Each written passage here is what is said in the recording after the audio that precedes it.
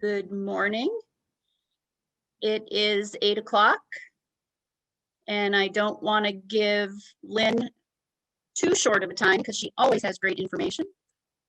So we will go ahead and get started as people roll in. I am PA Kathy Scarbalis. I currently am the development chair for the Medical Society of Virginia Foundation and immediate past president of the foundation board.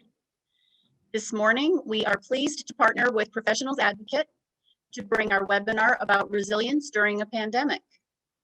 I would like to take a moment to welcome our speaker, Lynne Hughes. Lynne is a nationally recognized grief expert who has worked with adults, children, including teens, coping with the loss and life transitions. Lynne is the founder and CEO of Comfort Zone Camp, a national nonprofit organization based in Richmond, Virginia, that offers free weekend bereavement camps for children who have experienced the death of a parent, sibling, or primary caregiver. She also created Camp Unplugged to help kids navigate social media, self-esteem, and online safety. Few housekeeping items. If you would like to ask a question, please utilize the Q&A function at the bottom of your Zoom screen. If your question is not answered, please email the MSV team at memberservice@msv.org, memberservice@msv.org.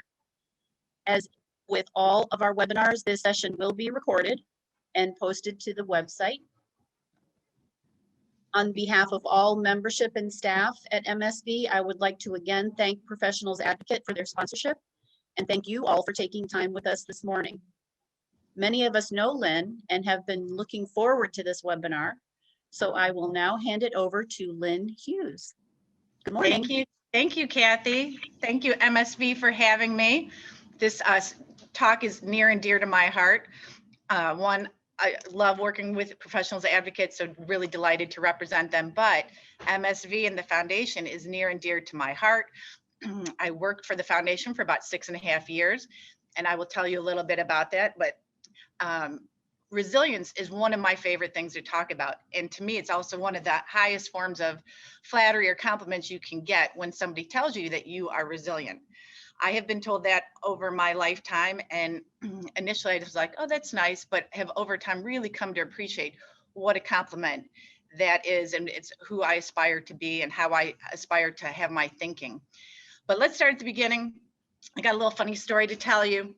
Back while I was working with MSV, I was doing a speech. I did a lot of speeches on burnout and physician wellness when I was there, and I was giving a talk up in the Baltimore area.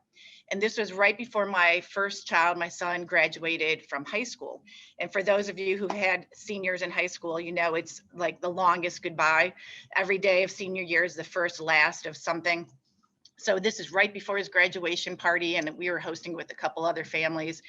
And one of the co-host moms called me right as I was walking out the door to go to Baltimore. And I had my bag on my shoulder. I had not one, but 2 dresses picked out. I was the keynote speaker to about 400 people. So, you know, I wanted to have options on what to wear, look good. So I talked to her and I got all distracted from this graduation party. So all of a sudden now I'm running late. I'm about 30 minutes behind to get on the highway, go up 95. I get there, I get to Baltimore, I park in the Inner Harbor, and I get out and I have forgotten both of my dresses. And all I have are basically like gym shorts and workout clothes and what I'm wearing, which is very casual. I was like, oh my gosh. So I go check in at the hotel and I asked the gal at the front desk and I said, is there anywhere around here that I can buy a nice dress? You know, I'm a speaker at a conference. And she's like, well, let me think about it. Forever 21's right next door. I was like, honey, Forever 21 passed a long time ago for me. I am not going to dress at Forever 21. So she thought about it. She's like, well, there's a Gap. I'm like, I don't think Gap is going to cut it. And she's like, well, beyond the Gap, there is a Marshall's. So I was like, that could work. So I went on this exploration of figuring out my way around by foot, going to Marshall's. I got there and I found not one dress, but 2 dresses, and each one was $20. So I got 2 dresses for $40, and I called it my resiliency dress. And I ended up having a great story. I wore it for my speech, and I got out of the hotel, which I'm kind of not a big risk taker when I speak. I kind of stay in the hotel. So I had a big adventure. I walked around the inner harbor. I got not one, but 2 new dresses, had a great story to tell. Or I could have thought, oh my gosh, this is the beginning of like something bad. Could be an omen that my speech isn't going to go well. I could have totally panicked and gone down a downhill spiral and gone to gloom and doom. So a lot of it's what meaning you assign to it. Do you look at it as an opportunity to have an adventure and get 2 new dresses out of it and a great opening story? Or do you spiral down and go to gloom and doom? So much of resilience is what meaning do we assign, from the little things like forgetting your dress to the major things like life transitions or a global pandemic. So I want to talk a little bit about how how I got to be in Virginia and a little bit about my life story. And I grew up in Michigan. And I had 3 brothers and my just regular family. And when I'm 9 years old, my parents are playing tennis. And they're playing tennis with another couple. My brothers and I are running around the tennis courts, wreaking havoc in the background. And my mom pulls a muscle in her leg and is hobbling off the court, supported by my dad. My dad wants her to go to the emergency room. And you can imagine, she's like, you're making a big deal out of this. This is nothing. So we went home and called the family doctor, who was a friend, and he gave her the advice you would expect: ice it, elevate it, stay off of it for a few days, and you'll be fine. So that was Sunday. That Wednesday, my dad was getting up early to play tennis, and my bedroom door was adjacent to theirs. And I heard him repeatedly calling my mom's name. And eventually I went in and turned the light on and was kind of doing this because it was like a camera flash in my eyes. And he said, I think your mother's dead. And she had died in her sleep from a blood clot.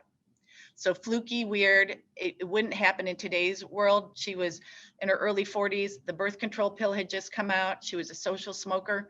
The estrogen levels were in the birth control pills were a lot higher. So again, in today's world, it wouldn't happen, but in my world, it did.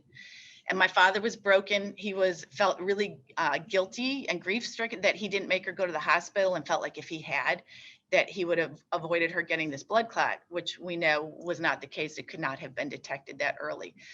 But grief isn't always rational. And so he started drinking a lot, not coming home a lot, but he had 4 kids. So he turned everything over to live-in housekeepers and my grandparents. And it was just a lot of chaos. So after a year, he married somebody he knew for 3 months.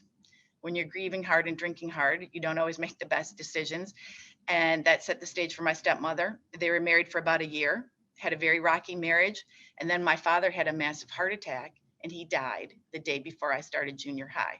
I was 12. It was 2.5 years later. And I didn't know anybody who'd lost one parent, let alone 2 parents. And I even went to school on that first day because I didn't want to be different.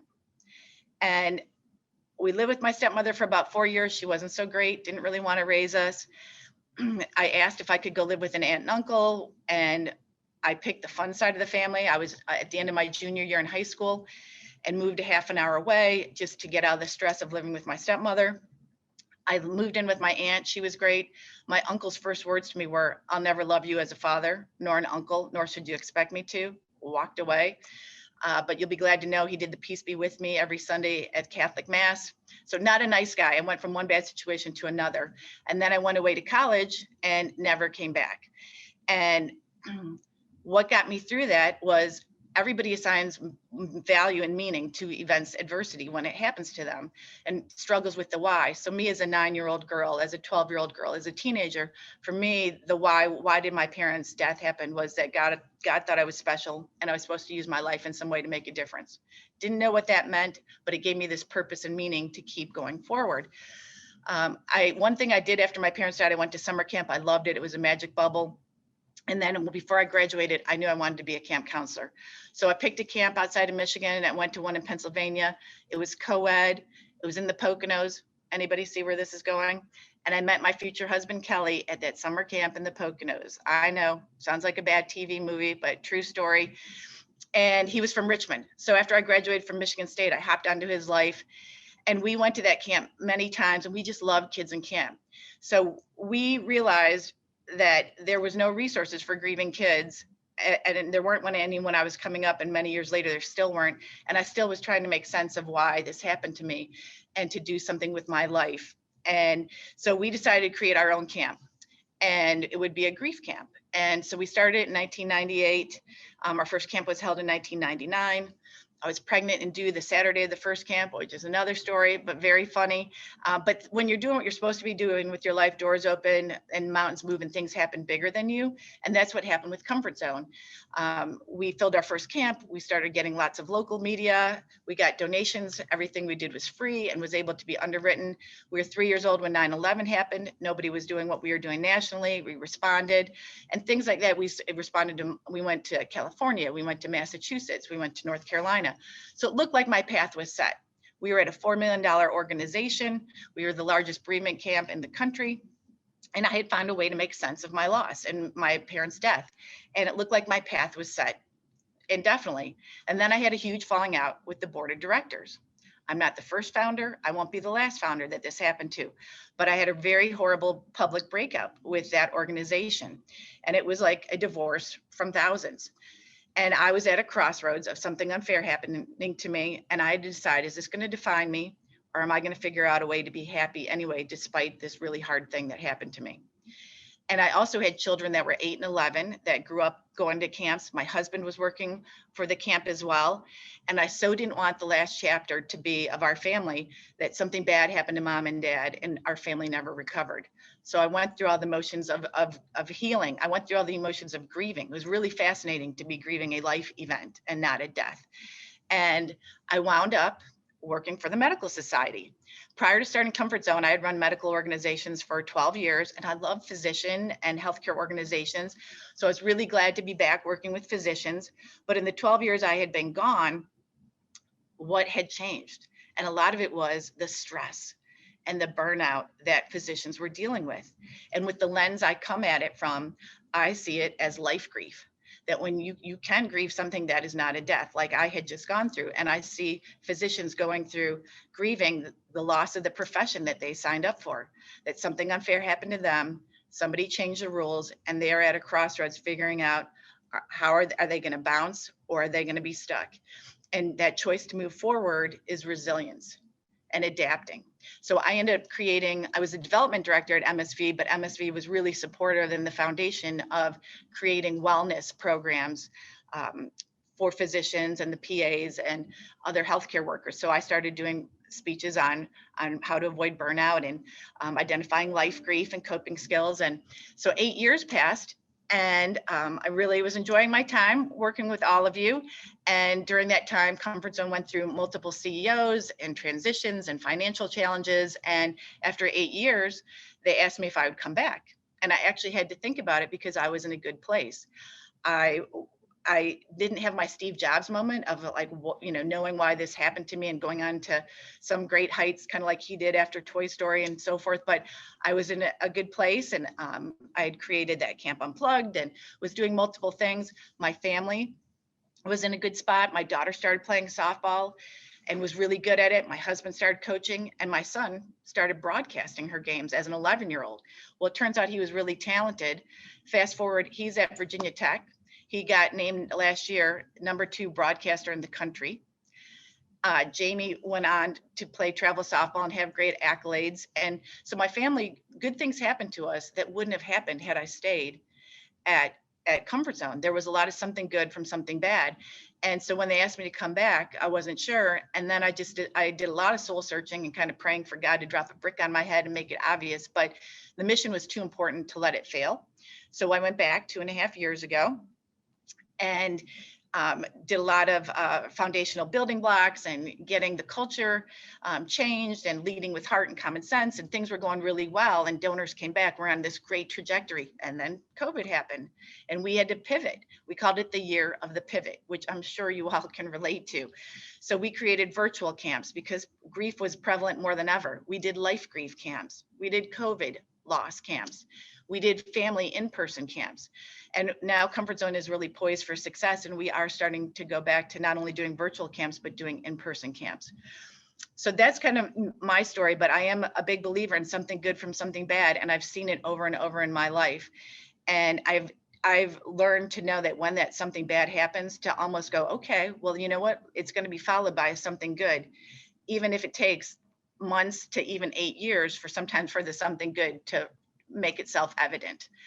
But that's my story, and I'm going to talk to you about things that I've learned and how you can grow resilience in your own life. Everybody can be more resilient. Some people are born more naturally with it, but everybody can grow their resiliency muscles. So if you have questions while I'm talking, please put them in the chat, and we want to make this as interactive as possible. Let me pull up my slides. Let's see, share. This is part I'm always scary. I'm worried that it's going to work, but there we go. Oh.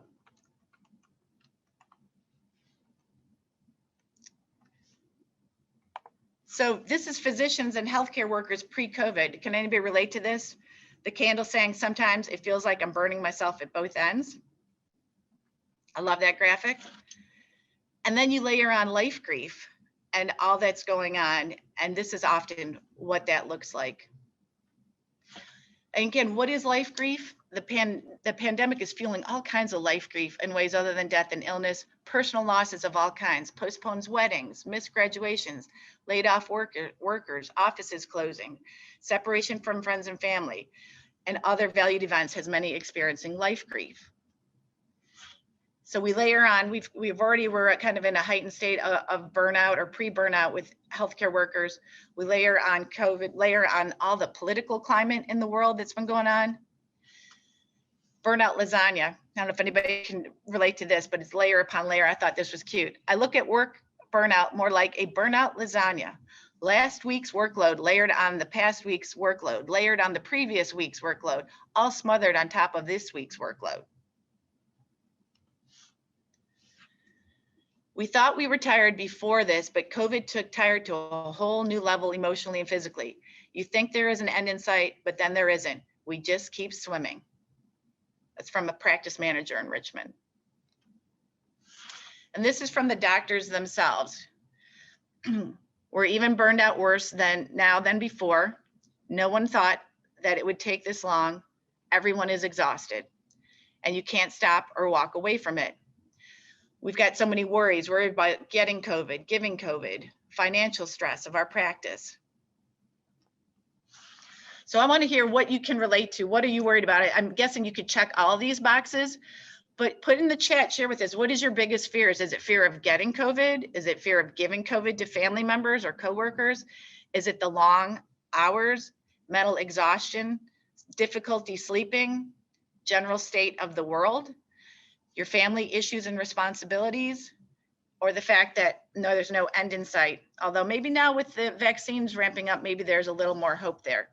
But I would love to hear from what would you say your top two are? Is anybody up right now, ready to share and engage a little bit? So put in the chat. And Taylor, you can, or Kathy, you can let me know. I'm not sure if I can see. Taylor, you want to share what's in the chat?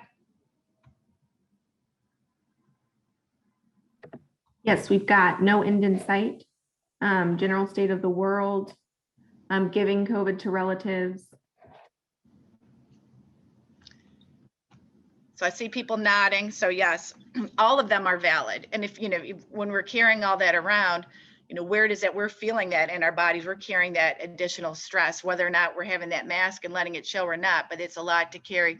And so you just, everybody look at that, and I'm sure you can kind of relate to what's being said.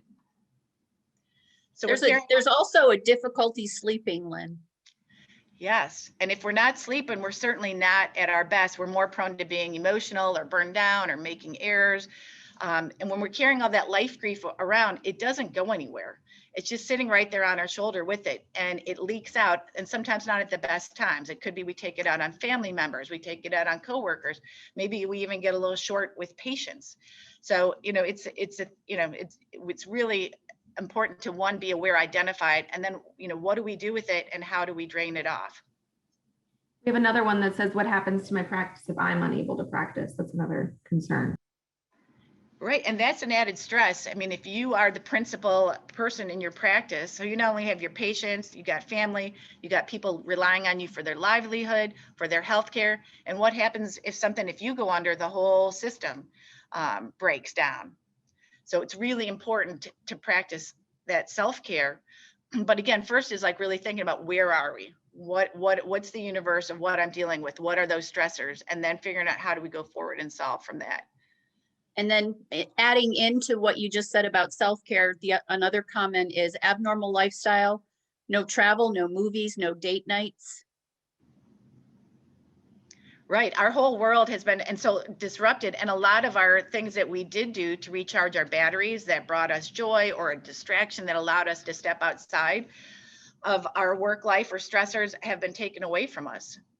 And then if we are parenting, and we have kids at home, and we're having to be at work, but we're having to be like fill in at home teachers and help them or worry about their mental health. So it is that lasagna, that burnout lasagna is really easy to see how that can happen. So like I said, identifying it is step one. Two, thinking about what helps. And it's resilience. And resilience is the ability to rebound after adversity. It's the ability to bounce back after stressful circumstances, and it is one of the most important qualities that a physician can have. And I would extend that to healthcare workers and really to anybody. We all need resilience. It is a lifelong skill. So when we think about resilience, who comes to mind? I know for me, if we all took a moment and thought about who's somebody we really admire in our life, if you drill down one step to like, why do you admire them? I guarantee it's because they are resilient. They have overcome something challenging in their life and are stronger because of it, or have some really, really wonderful outlook or philosophy on life. And it's often, again, because they are resilient and have overcome some adversity. So when I think of resilience, some really famous examples, Oprah. So Oprah, was born dirt poor. She was raped as a young child. She was told professionally that she would never amount to anything as a journalism and she should hang it up. And boy, did she prove everybody wrong. I mean, here she's one of the wealthiest women in the world and one of the most respected women in the world. Bethany Hamilton, you may know her story, was a professional surfer, was very young. I don't know if she was a late teen or early 20s, but literally got her arm bitten off by a shark. Within a year, she was back surfing again. Went on to win surfing competitions, went on to get married and have kids, and didn't let the adversity stop her. She was resilient. And as I mentioned Steve Jobs earlier, love or hate him, I mean, he changed our everyday life is changed because of him. But he starts Apple, gets fired from Apple very famously, goes on to Pixar, was creatively genius there with Toy Story and many other movies, went back to Apple. And again, what he did there, we all have devices probably sitting right next to you of I this, I that, but we are forever changed because of Steve Jobs and because he was resilient, didn't get stuck, didn't let professional transition and challenges stop him. So I've touched on this a little bit, but when do we need resilience? Life transitions. So here's a listing of a bunch of them, but whether they're happy life transitions or challenging life transitions, things like I said, graduation, that'll throw you out of a loop for a whole year, senior year of this and that. Marriage, empty nest, when you move, when you get a new job, death, divorce, aging parents, health challenge, job loss. Sometimes new transitions can be a new policy at work or a new boss. When else do we need resilience? A global pandemic, that is for sure. So all those things that I just listed here, these are all temporary seasons, that we don't see these as forever moments. A marriage, when somebody's planning a wedding, I mean, that's not going to go, there is an end in sight. Empty nesting, things like that they're not forever moments. Even the challenges that you might be dealing with at work, that you view them as temporary seasons, they are not a forever moment. And as long as you're in that kind of thinking that you can see the end in sight, or that you believe that there will be an end, that this is not forever, then your thinking is different. You're more optimistic. How you handle stress and your outlook is different. When you cross over to believing that things will never change and that it is a permanent state, that's when you start crossing over into burnout mentality and burnout thinking. And if we are burned out, what does that look like? So symptoms are you always tired? Do you have short temper with others? Do you get sick easily? Are you distracted or less engaged or that flat affect? Like, what does it matter? It just doesn't matter anymore. The things that you normally would really bring you joy, you just don't even participate in or attempt them. You're really negative in your speech, and then even victim speak. Does everybody know what victim speak is? That poor me, why does this always happen to me? All these are really symptoms of being burned out. So Eeyore is the classic of victim speak. You know, the sky is falling, this is going to be terrible.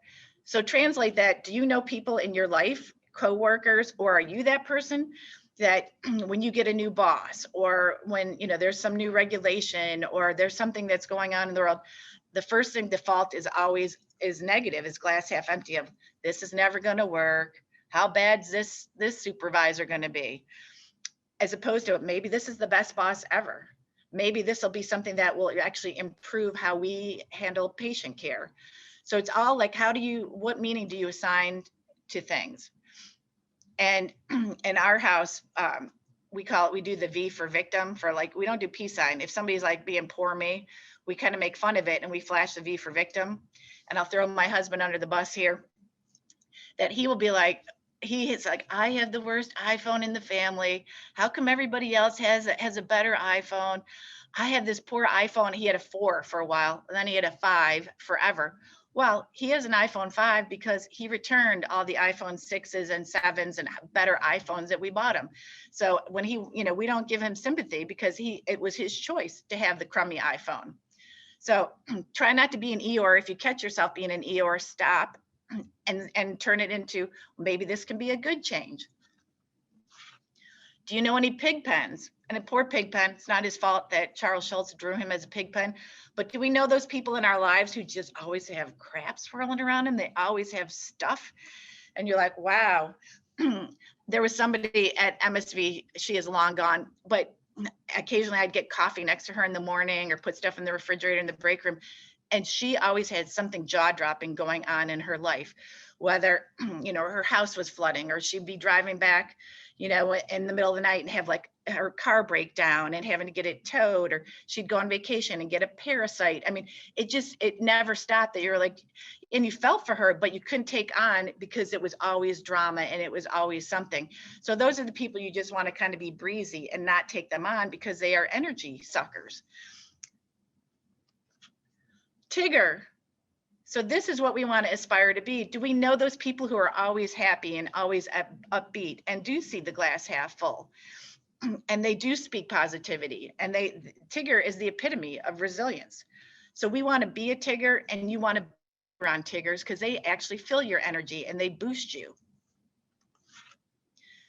So what does that mean? What are the characteristics of resilience? What do Tiggers look like? Well, they are able to pivot. They don't get stuck. They don't point fingers. They don't blame. They don't wallow in it. Instead, they get to work going, all right, these are the cards that I'm dealt with.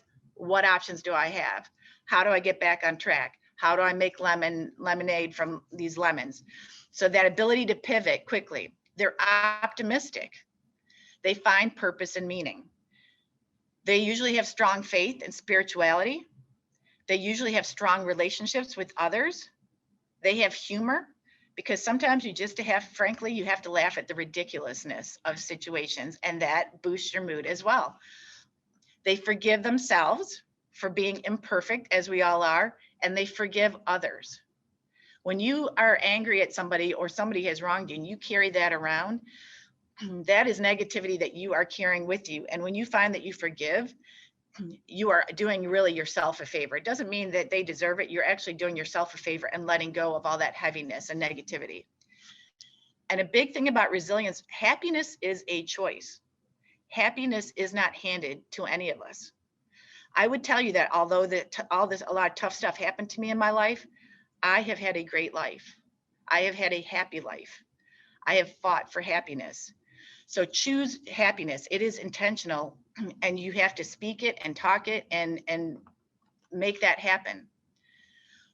So according to Dr. Sanjay Gupta, People who are optimistic are 50% more likely to avoid heart disease, stroke, higher blood sugar and cholesterol, and increased progression of disease. And everyone can be more resilient. It is learned optimism. So when we think about, if you're starting to work out, think about, do you have muscles? Are you able to lift weights? Or if you're running, how far can you initially run? Are you starting to walk before you can run and then you reach your endurance? If you're training for a race, kind of think about that, how you build up your endurance and you build up your muscles. Well, resilience is really the same thing. Some people are born more naturally optimistic, but everybody can be more optimistic. It is what comes out of our mouth. It is intentional. It's stopping when there's negativity and putting the pause and then turning it around and looking for the something good from something bad. It's a willingness. It starts with implementing small habits daily. It can be things like gratitude. It could be like writing down three things in a journal of gratitude of what's something good that happened to you. It's just really, or reflecting on what's something good that's happened today that I didn't expect. So it's what we speak, it's how we act, but everybody can do that. The consequences of not being resilient, we get stuck, we lose hope, which crosses over into burnout. It takes a toll on us and our health. Sometimes it's minor things like headaches and stomach aches, and then it grows to bigger like high blood pressure or heart disease or ulcers. Sometimes we have the job performance suffers, even medical errors, which are not affordable in your profession. And then sometimes people even cross over to the dark side. If you don't figure out healthy ways to cope and drain it off, certainly that there are negative, or as I call them, the dark side of coping skills. When we harm ourselves, when we harm others, when we numb ourselves, we escape. So suicide is on the rise right now during the pandemic, not only with adults, but especially with kids, with teenagers. In Richmond, it's crazy how much work and time I'm spending trying to support middle school families and friends, because 13-year-olds and different school systems around the area have taken their lives. But I know it's also very prevalent in the professional world and in the medical world. And your life matters too much. You matter too much to not be resilient and to not figure out healthy ways to cope. So let's do a quick pulse check. Taylor, are you going to be able to put this in the chat? I'll walk you through this and you can do it later, but I want to explain it. It's good to know, like, where are we? So we all know what doing a pulse check is, but you can do an emotional pulse check. So Taylor's going to send this and put the link in the chat, but it's literally, you are evaluating yourself personally, professionally, your relationships, from I am happy in my personal life, I'm happy in my professional life, I'm happy where I'm at spiritually, I'm happy with my health, I consider myself a happy person. And take a point in time, it could even be January 1st, a year ago. It can be going back to the pandemic a year ago. Where were we, since we're coming up on a year, where were we right before the pandemic started? And then evaluate yourself where you are now. And on a 1 to 5, and see, are your numbers trending up? Are your numbers trending down? Are they trending up in one area? Or are they trending down in one area? And if, then you can, like, let's say your numbers are trending down at work. Well, was there some change at work? Did you take on some new responsibility? Did you get some new boss? What is this, try to pinpoint what that change is and figure out how you can tackle it. If things are going better at work, what was it that got implemented at work that was better? Same thing with your health. Maybe during the pandemic, you started exercising a lot and cooking home meals and taking better care of yourself, or the opposite could have happened. So it's just really good to, in a moment of time, to get that pulse check. And then you can keep this piece of paper and at any time go back and reevaluate and just do a quick check to see, are your numbers trending up or down? And you can kind of goal set around certain areas where you want to improve. If you see your numbers trending down all the way across the board, what do you think could be going on? Very probably burnout or transitioning into burnout. So you really want to watch that and really want to implement change. So what helps? Again, we put our arms around what we're dealing with, but what helps? Self-care. Put your oxygen mask on first. Self-care is not selfish, especially if you are all healers. You are all giving care and extending it to others, so much so that sometimes you neglect your own care. And self-care is not selfish. As we talked about earlier, if something happens to you, the whole kind of ecosystem goes down the tube. So put that oxygen mask on first, and making yourself a priority is not selfish. Train your brain, focus on what you do have, not what you don't have. And right now it's so easy to do that. We don't have this, we don't have this, we don't have that. But what do you have? Do you have more quality time with your family? Do you have family game nights that maybe you would not have had? I had a daughter that was a senior in high school last year. She was the yearbook editor. They had all these blank pages in the yearbook to finish when the pandemic happened. And I think that was such a great metaphor. They had to figure out what to do with the blank pages and how to fill them. And they filled them with different stuff that they never would have put in there, but they did complete the book. It just was different. My son came home from college. He was a junior last year. And he was one of those at school that gained not the freshman 15, but he gained like the freshman 50. Yes, my son. Wasn't into exercising, just was, having a good time eating and broadcasting. And so he came home and we did the tough love, we did the, encouraging, we did your health, we did, could hurt you professionally, we did everything, nothing. Well, he came home and something just clicked in him. He had this time he wasn't supposed to be here, and he started to exercise and he started to eat right, and he lost 44 pounds during the pandemic. So, he didn't have all these broadcasting opportunities. He didn't have school, but he did have the opportunity to work on something that was kind of a monkey on his back. So what do we have? Same thing, we weren't able to do in-person camps, but we figured out how to do virtual camps. And we connected people around the country that normally would not have come together, or that we might not have been able to ever bring services to. We might not ever do a camp in Kansas, but we had kids from Kansas signing into our virtual programmings. So again, focusing on what we do have, not what we don't have. Knowing what you do have control over. It's really hard feeling like all these things have been taken away from us, but focusing on what you do have control over where you work. You make a choice every day to continue working there. That is your choice, and it's okay. And but you are making a choice. Nobody is forcing you to do that. Your attitude. You have control over what attitude you assign to your day, to your interactions, to your family life. You have a choice whether or not you take care of yourself. If you neglect or you nurture the relationships in your life, and if you choose to try to implement some balance, and if you adapt or not, whether it's to the pandemic or the changes in your profession, you do have control over that. So these are actually from physicians and healthcare workers. This is from people in the trenches with you. What helps? Turning off news alerts on my phone, limiting how much exposure I have to news and social media. That has really been a good one. That has really been something I personally have been practicing. In fact, I watch the Hallmark channel to get away from it and to just do total mindless, happy ending kind of thing. Unplugging, changing the phone settings so when I am home with my family, I am present and I stay in the moment. What helps? Knowing the signs, personal triggers when I am getting out of balance. For me, these are a testy, cranky feeling, a lingering headache, and trouble focusing. So I hope do you all know your mind-body connection? Do you know what your stress triggers are? Sometimes you might be like really forgetful and can't find your car keys or your glasses on top of your head, or something you just set down. I mean, it can be as simple as that, knowing that you get overwhelmed, or do you start getting headaches, or do you get stomach aches? Where do we feel stress and know that we need to put the pause and really do some self-care? What helps? Leaving the office at lunch to run errands. Giving yourself permission to take a break. It's okay to give yourself 30 minutes. Or even going outside and just walking the dog for a few minutes and changing the scenery. What helps? This is from a doctor in Charlottesville. I set times in my schedule to do things for myself. No emails after 7 p.m. Don't do work on Saturdays. Being okay with never being caught up. That's a big one. Being okay with never being caught up. Making peace with that. Mindfulness. Mindfulness is such a buzzword, but it really does help quiet your brain.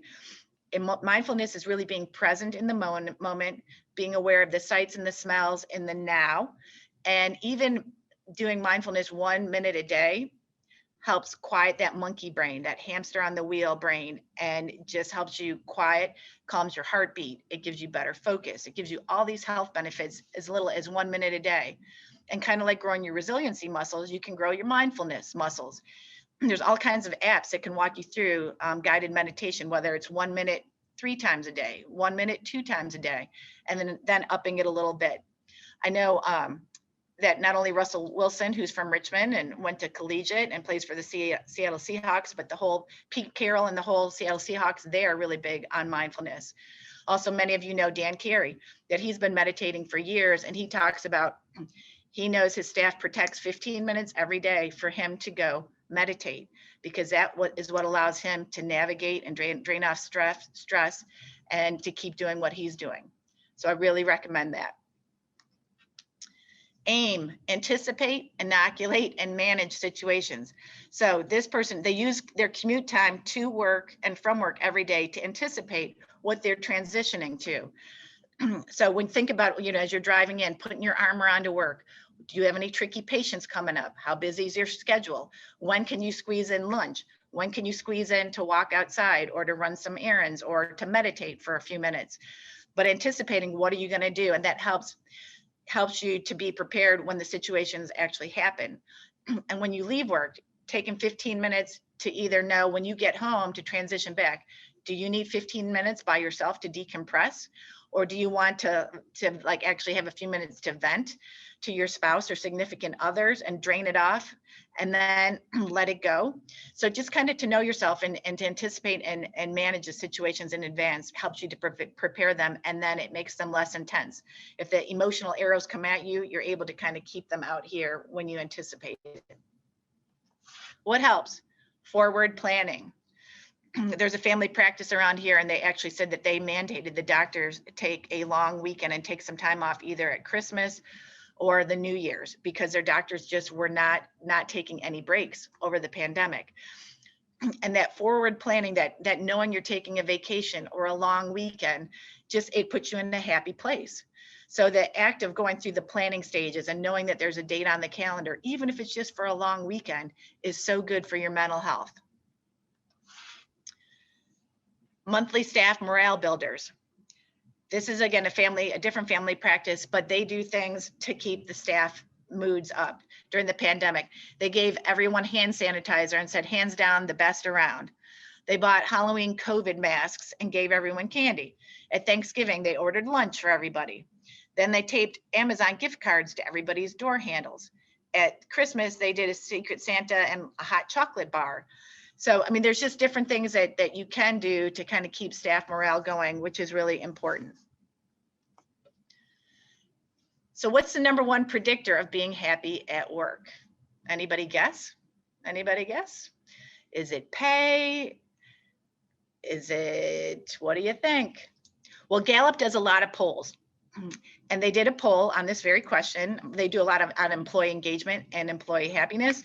But the number one predictor of being happy at work, drum roll please, having a bestie at work. So why is that important? When you have a coworker who knows you, who knows if you're having a tough day, or if your kid's a senior in high school and graduating and wants to ask about how are things going, they know when you're having a really great success, and they know when you're having a really tough challenge, maybe when you need a hug, maybe just to have an inside joke and some good laughs with. But having a bestie at work really grounds you, and it really increases the likelihood that you're going to stay working, or that employees are going to stay working for you. When I was at MSV, I was lucky to have somebody named Amy. We should all be so lucky to have Amy Swarzewski as their bestie. But she was my bestie. My daughter called her my work wife.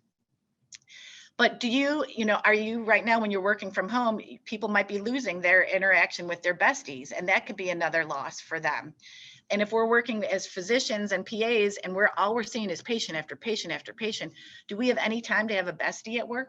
Is there anybody to say, gosh, I just had a really tough experience, or I'm emotionally exhausted, or I just had something awesome happen to me that somebody would be excited?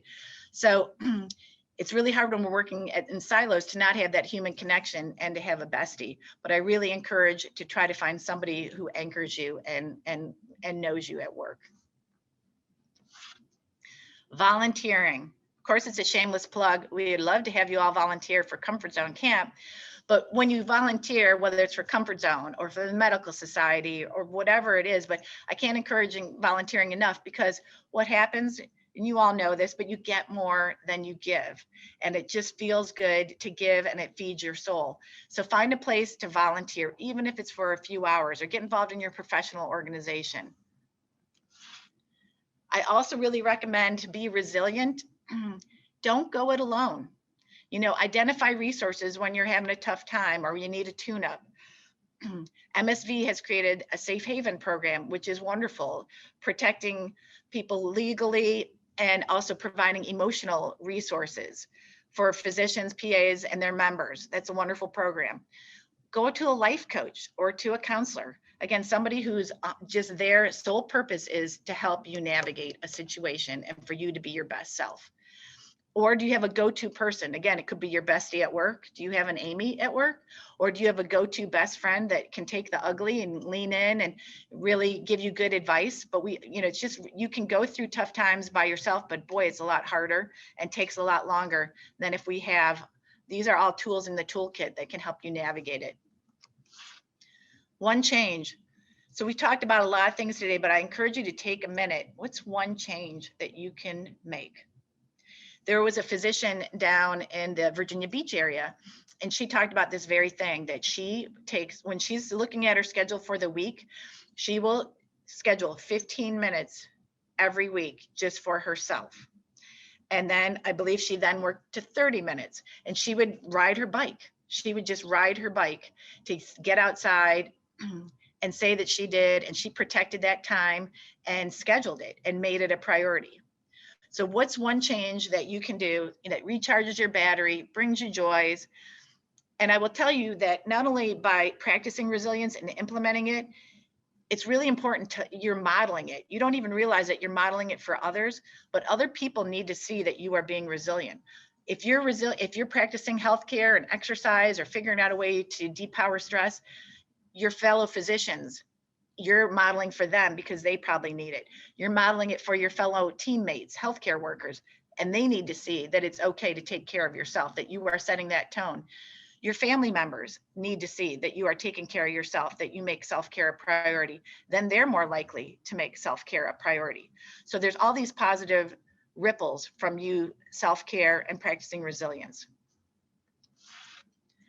We're going to come back to this in a minute. So I want everybody to start thinking about a theme song and a favorite quote. We're coming back in 1 second. So I want to recap. Out of balance, we can be out of balance and have a season being out of balance. And the pandemic, I believe, to be a season. It's a long season. It's a long chapter in our book, but it is not our entire book. It's not a forever moment. Resilience. It's so important to be resilient. How quickly do we rebound when adverse things happen? How quickly can we pivot? Self-care is not selfish. Resilience and happiness is intentional. So be a Tigger. One change, make it a priority. And remember, there is always something good from something bad. We just have to look for it. So a couple fun things, quick daily pick-me-ups. These can help you get through the day. I love these. I don't know if anybody remembers Ally McBeal. It's definitely dating myself. Callista Flockhart back in the day had a sitcom dramedy that she was told, she went to a therapist and the therapist told her, you know what you need? You need a theme song. Don't come back until you get a theme song. Your go-to, pump you up, put your armor on. I got this theme song.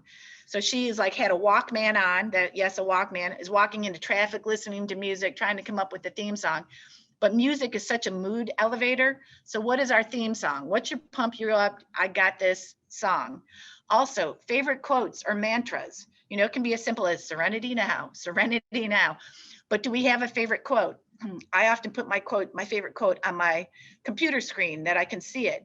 I know other people will put it like on their ceiling or a poster on their wall, or they'll put a little note in their pocket.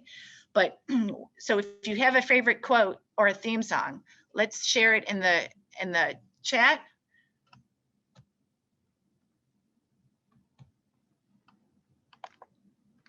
Let's see. Born to Run, Amy, that's a good one. The Boss. Justin Timberlake, Can't Stop the Feeling. Nothing is Impossible. I Hope You Dance, Leanne Womack. Nice. These are awesome. Anybody else have theme song? Kathy Scarbalis, you got something? Denise, Keep Your Face Always Towards Sunshine and Shadows Will Fall Behind You. Oh, I love that. Pharrell Williams, Happy. Yeah, you can't help but get moving and grooving with Pharrell with Happy. And I know for me, sometimes I have theme songs, you know, based on what's on the radio, and then I have like long-term theme songs that, you know, just kind of really speak to me. It's my forever theme song. Plan the Work, Work the Plan. That is an excellent one. So I will put on your big girl panties and deal with it. Absolutely. I love that. That's awesome. So hopefully these can kind of inspire you and give you some tricks of the trade to get going. My favorite quote is by John F. Kennedy. And it's one, I'm trying to get out of that. Let's see, can I do this? Okay. If I stop sharing. Okay, I'm back. But my favorite quote is, one person can make a difference and every person should try. And you all make a difference every day and you all are trying and you are too important to give up or burn out. So please implement these strategies. Please practice resilience. You matter. You add value every day. My theme song is Blackbird by the Beatles. And in particular, the one part about blackbird singing in the dead of night, taking these broken wings and learn to fly.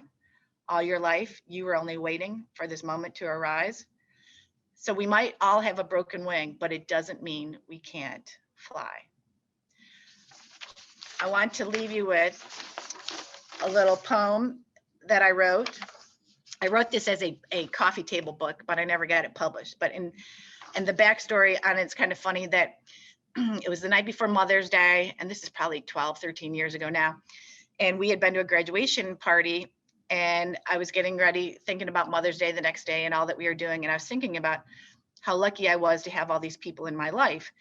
And if my parents hadn't died, I never would have gone to that camp in the Poconos. I never would have met my husband. I never would have started Comfort Zone. How many great people I knew in my life because of Comfort Zone.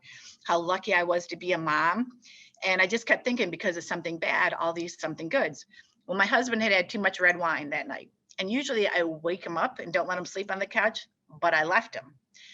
And that night I woke up not once, but twice. And I was rummaging through my nightstand for paper and a pen in the dark because all these something goods from something bads kept pouring out of me. And I wrote them down, and I, in my mind, was writing a little coffee table book. So the next morning, my husband comes up and he's got breakfast in bed and a tray and a rose and coffee in bed. And he's like, you know, Happy Mother's Day. I was like, hun, I need paper. I need a Sharpie. I need scissors. He's like, what? I was like, I wrote a book last night. He's like, I don't sleep with you one night and you wrote a book. I was like, I know.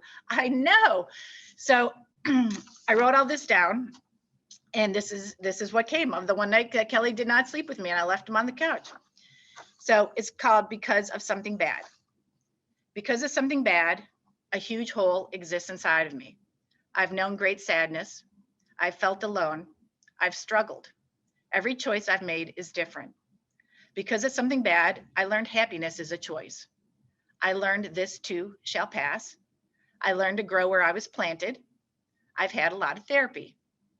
Because of something bad, I am different than who I started out to be. I have fewer friends.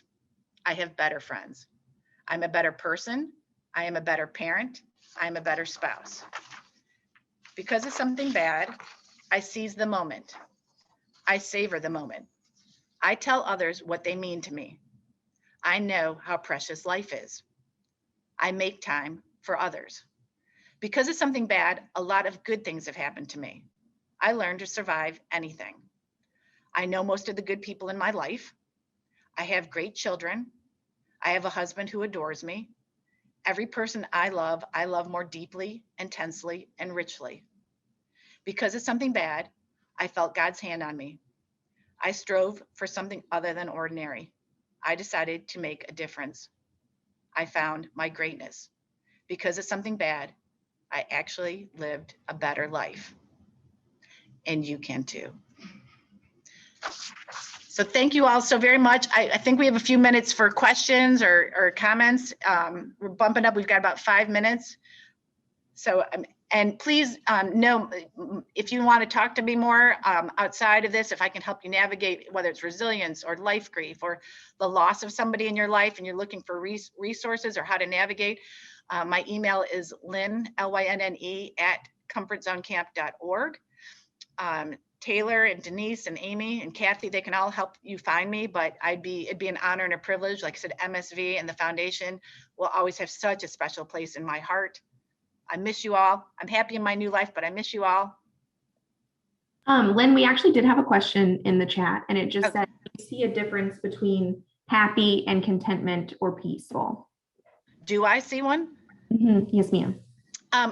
So a lot of people say happiness is fleeting, and that when you have that sometimes happiness can be moments, and to embrace them when they happen, because it's not always a permanent state.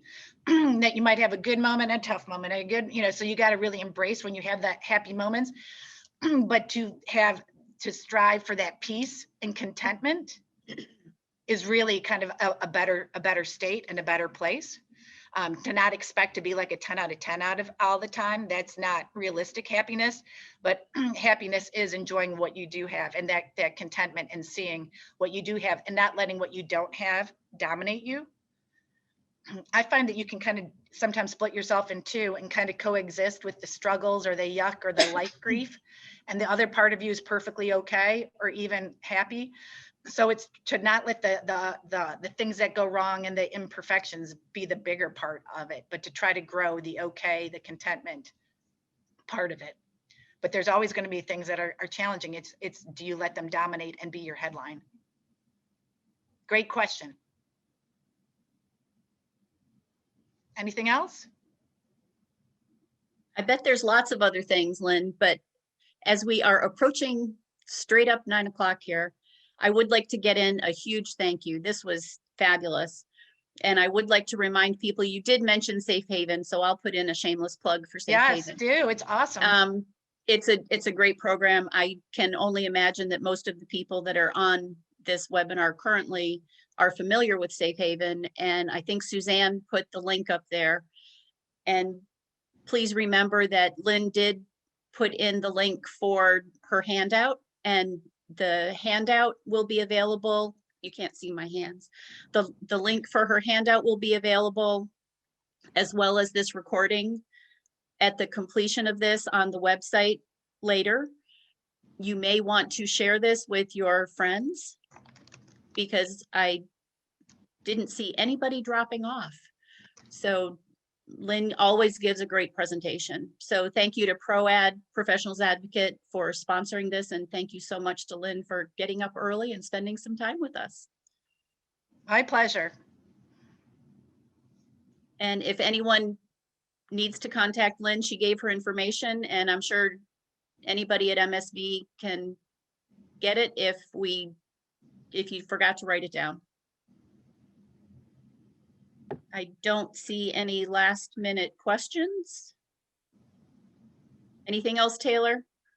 No, I think we are good. Thank you guys so much. Thank you very much. Everyone have a safe and fabulous weekend.